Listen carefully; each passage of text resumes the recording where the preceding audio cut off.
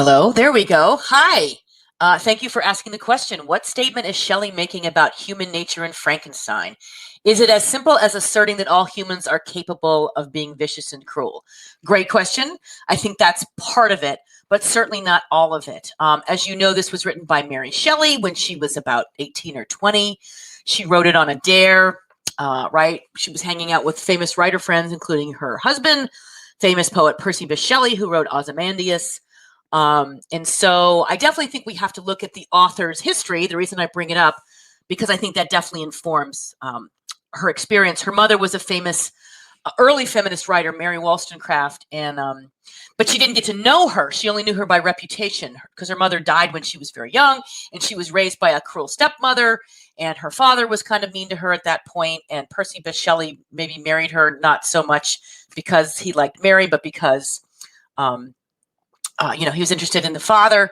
So I think all of that, again, this is fiction, but I think it feeds into Mary's, she definitely has a lot of pain for a young person. And I think that's manifested. There's no living children in the book, right? There's a paucity of children in the book of youthful innocence.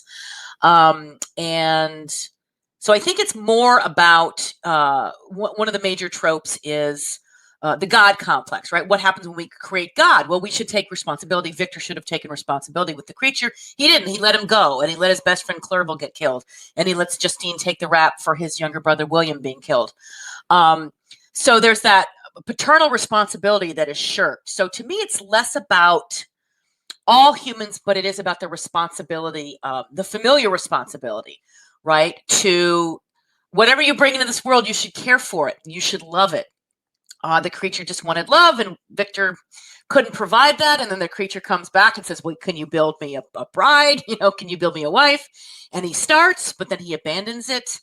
So I think it's interesting because Victor is really,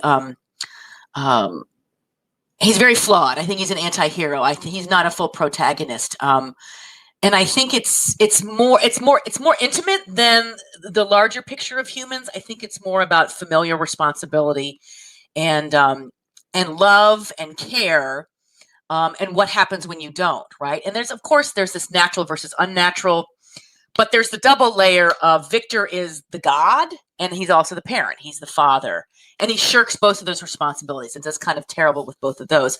I mean, if nothing else, the creature is very honest and says, if you don't give me what I want, I'm going to kill everything you love. And Victor's really impotent, kind of like Hamlet, and just sort of saying, oh, well, that's the way it is, instead of taking control. So I think that he's less vicious and cruel than he is negligent. And I feel like the creature, he's like an infant. He is the only child that is present in this. And his father has abandoned him, so he doesn't get to learn between right and wrong. And you don't kill people, and things like that. And then also, when the creature is hanging out next to the family, and he's learning how to care for them remotely, right? While the family's asleep, he's chopping their wood and taking care of them. But then as soon as they notice that he's ugly, all heck breaks loose, right? One of my favorite quotes about this is, intelligence is knowing that Frankenstein wasn't the monster. Wisdom is realizing that Frankenstein is actually the monster. And I think that does, and I'm going to try to put this on the screen here, put it on the whiteboard here, maybe.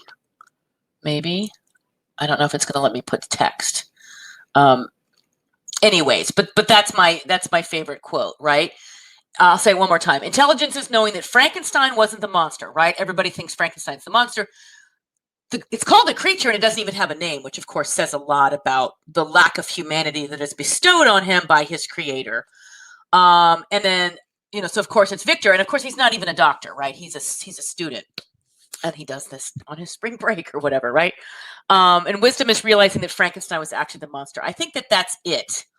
And again, it's less that he's vicious and cruel, is that he's neglectful, and neglect is a benign form of abuse. So there's a lot going on in the novel, the three narrators, Walton, Victor, and the creature. But I think that we'll end it there, and let me know if you have any more questions.